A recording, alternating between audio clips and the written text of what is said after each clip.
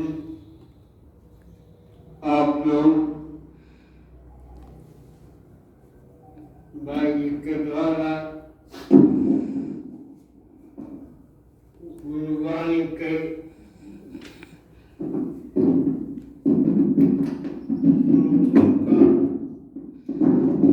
श्रवण कर रहे थे।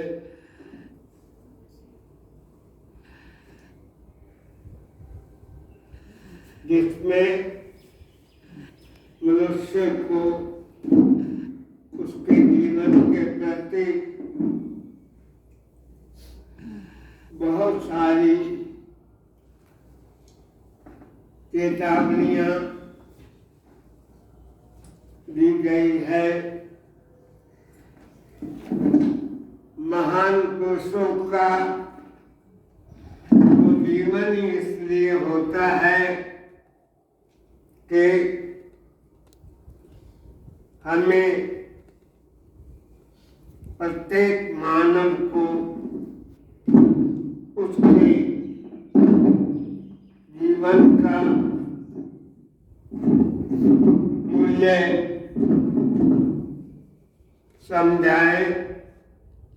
समझाते हैं। दुर्भाग्य है उन लोगों का जो इन चेतावनियों के बाद भी अपने जीवन के समय की वैल्यूज को नहीं समझते हैं। जैसे मैंने आप लोगों से निवेदन किया कि हमें नवमें मंडले के श्लोकों के द्वारा जीवन को समझने प्रभु को समझने की शिक्षा दी गई है। उसी प्रकार से आज का दिन वैसे तो मनुष्य जीवन में जो भी क्षण हमें उपलब्ध है वो सभी बड़े अमूलक हैं, उनकी कदर करनी चाहिए।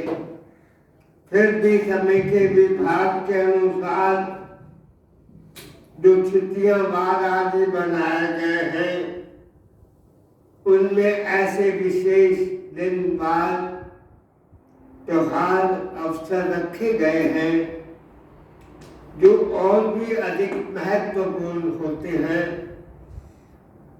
दिन की वैल्यू, दिन के महत्व को हमें समझना चाहिए। आज बृहस्पतिवार है, गुरुवार है और आज गुरुवार के अंदर ही पूर्णमासी है, शरद पूर्णिमा है। नवरात्रों के बाद, वर्षा ऋतु के बाद जब आकाश पूरी तरह से शुद्ध हो जाता है, वातावरण सारा पोल्यूशन से रहित हो जाता है, प्रदूषण से रहित होता जाए, तब ये शरद पूर्णिमा आती है। रात्रि काल में आकाश के अंदर बहुत सुंदर सितारे चांद आदि दिखाई देते हैं। यहाँ तक है कि शरद पूर्णिमा के दिन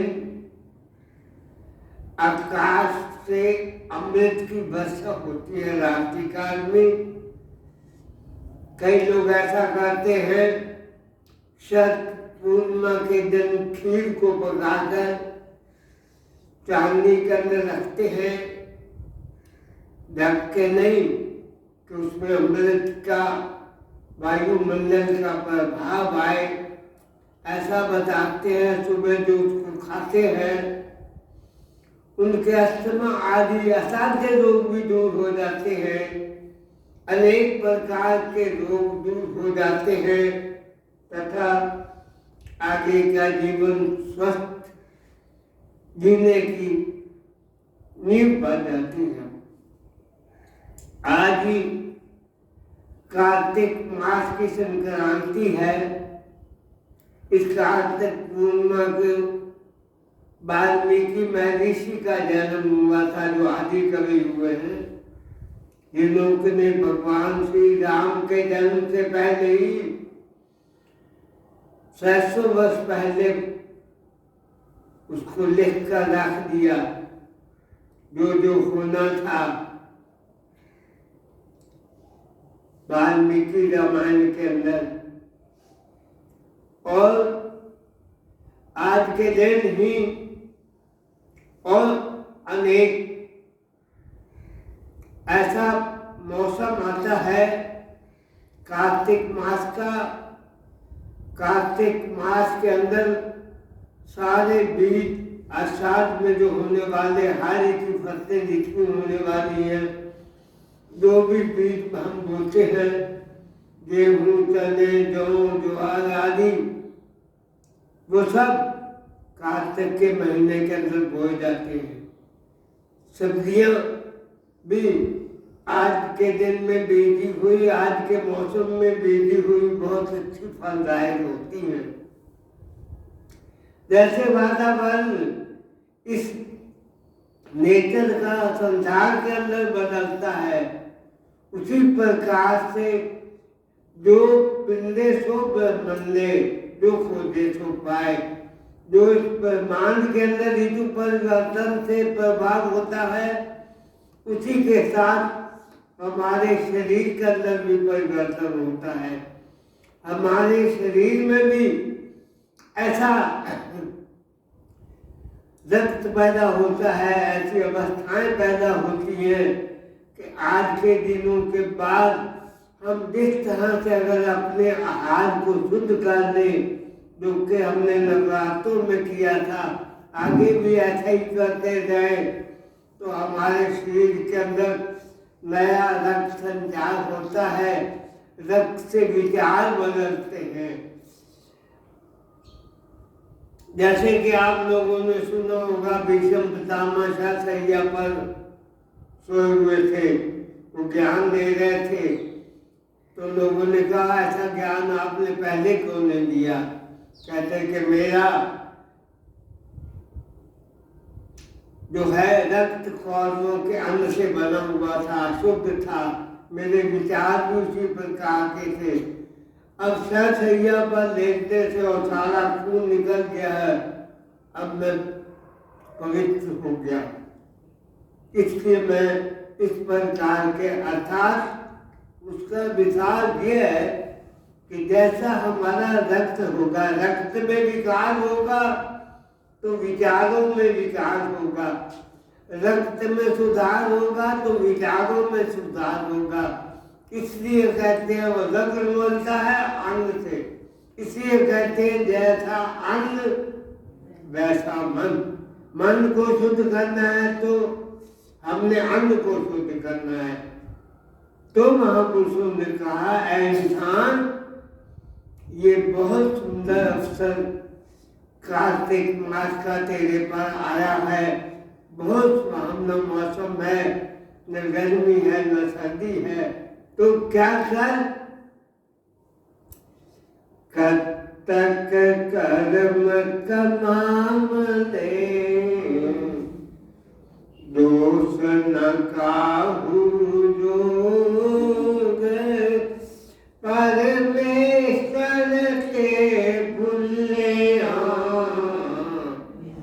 व्यापन सब लोग, बेमुख होए राम के, लग्न जन्म विजोग, खिन में कोले हो गए, जितने माया भोग, वेतन कोई कर सके, किसके लो वही रोते, गीता कछु ना हो गई, लिखया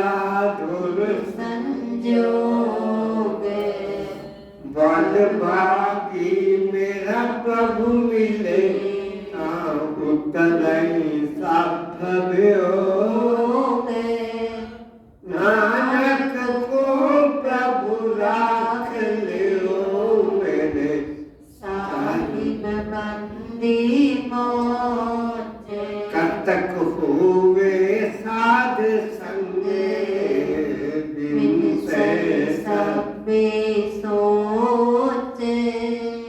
सबसे जरूरी है, जैसे हमने महापुरुषों की वाणियां सुनी और जैसे मैं आप लोगों से रिक्वेस्ट कर रहा हूँ, सबका आधार है, अगर ऐ इंसान तुझे साधु का संग मिल गया इस कटक मास के अंदर और ऐसा मार्गदर्शन गाइडेंस मिल गई कि तुझे जीवन के अंदर क्या करना है, तो सारे झंझट, जैसे हमारी माइयां भजन बोला करती है, साध संगत विच आया करो दुखड़े जान शरीरा दे प्रभु का नाम दे आया करो दुखड़े जान शरीरा। एक साथ विप्रा बहुधा वदंती, महापुरुषों ने एक ही बात को, सच्ची बात को अनेकों रूपों में कहा है। तो कहा है ऐ इंसान, कर्तव्य के अंदर तो शुभ कर्मों के अंदर लग जा, सुबह उठ, अभी कार्तिक मास की कथा प्रारंभ होगी, ये इसीलिए रखी जाती है आश्रमों के अंदर, मंदिरों के अंदर, इसका इसीलिए आयोजन किया जाता है। कर्तव्य 1-2 पृष्ठ की होती है वो कथा, 5-10 मिनट लगते हैं।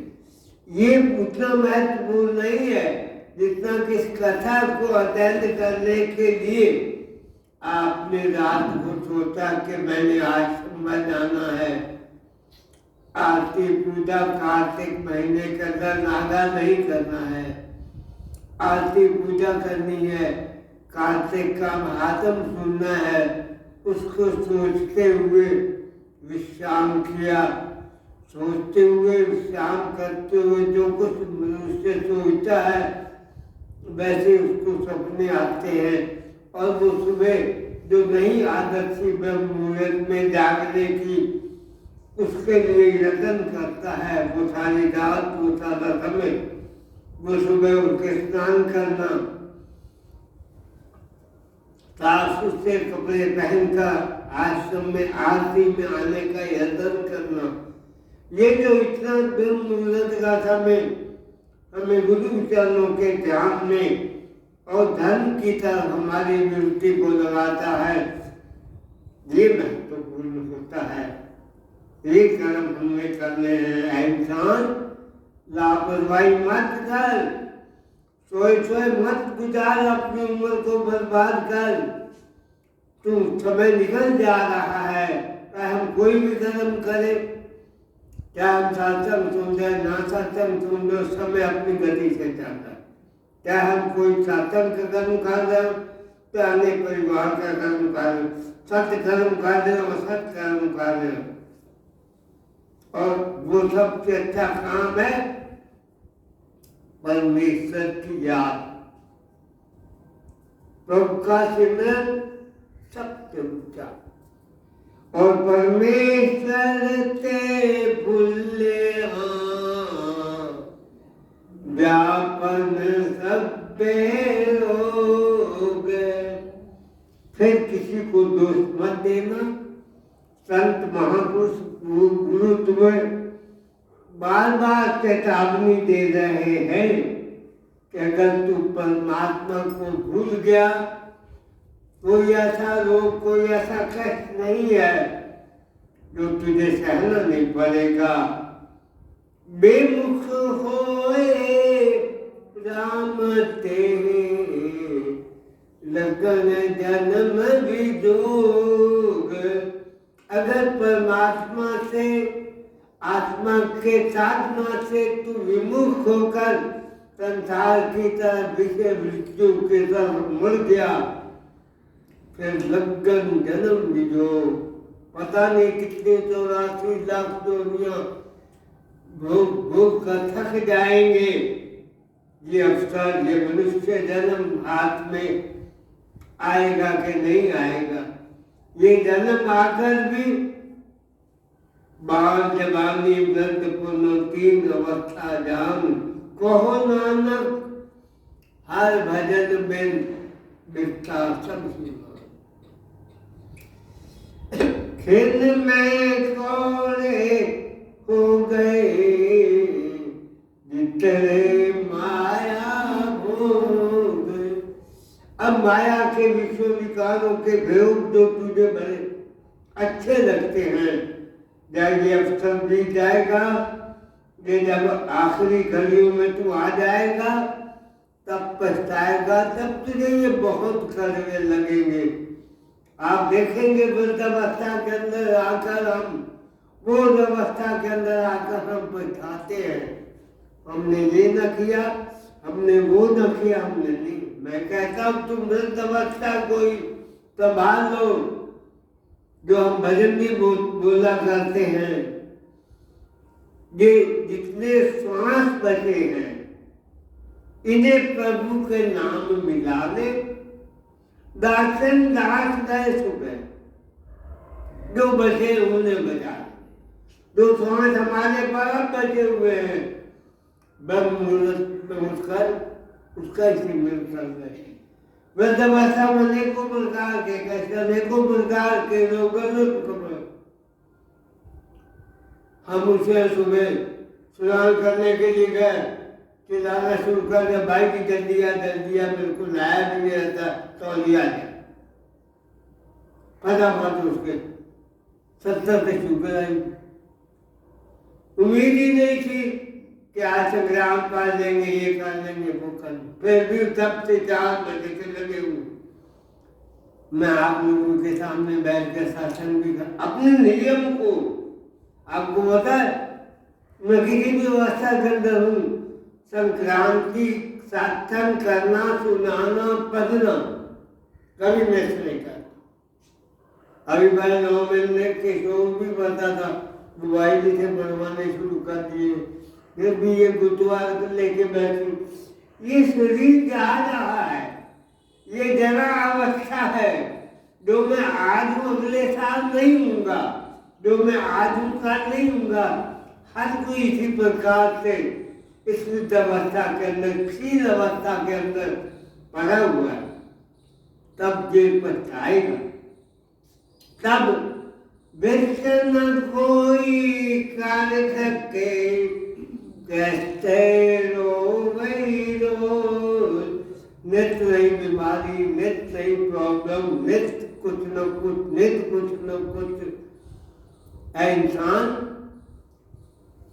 पर तुम्हारी फिर हेल्प करने वाला कोई नहीं है। आपने देखा है बड़े से बड़े अमीर रतन टाटा जैसे ब्रह्मचारी, जिन्होंने शादी भी नहीं की, 86 वर्ष की उम्र के अंदर संसार से चले गए। इतना दान करते थे अपनी कमाई में। जितने भी देश में अमीर हैं, कोई भी उतना दान करने वाला नहीं जितना वो दान करते। फिर भी इस दुनिया से तो जाना ही जाना है। डॉक्टर जवाब दे देते हैं, कोई कितना अमीर हो, औषधियों के द्वारा, दवाइयों के द्वारा, डॉक्टरों के द्वारा बचाया नहीं जा सकता। विष्णु कोई कर सके, किससे लो वही लो। किसा कछु नहीं हो वही, लिखया तोर संजोग। जो कुछ परमात्मा के द्वारा पहले लिख दिया गया है, आयु कर्म वित्तम विद्या निधम में पंचेतानि सृजन्ते ग्रंथस्य विधेयः।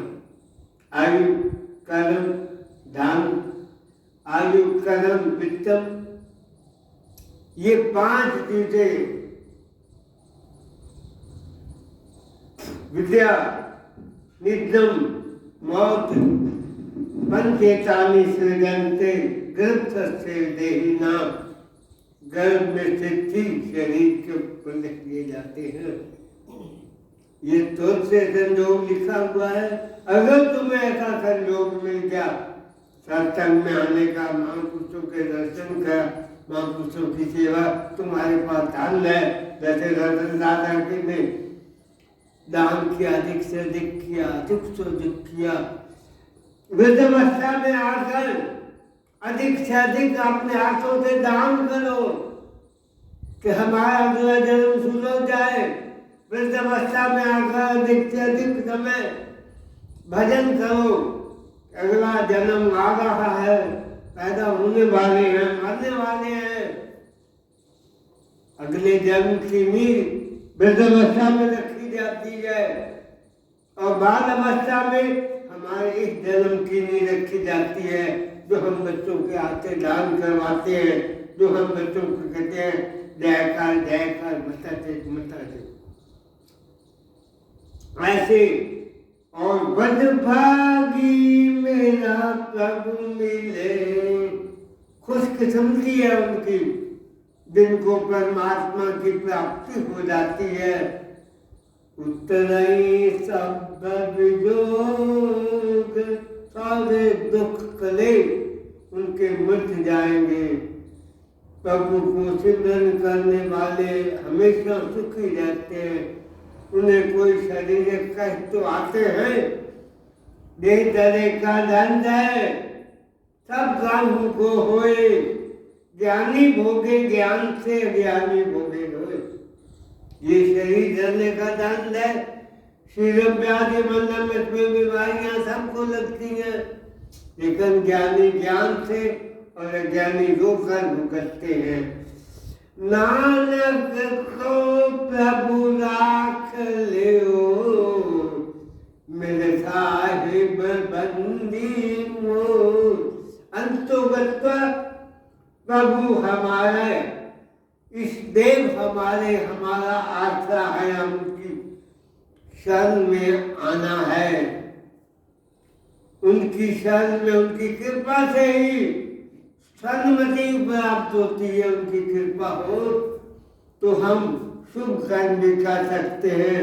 उनकी कृपा न हो, समय होते हुए, साधन होते हुए भी तो भी हम शुभ कर्मों से अपने आलस से बस परमात्मा से जो है चूक जाते हैं। कच्चक हो गए साध संग, बिन से सबे शोक।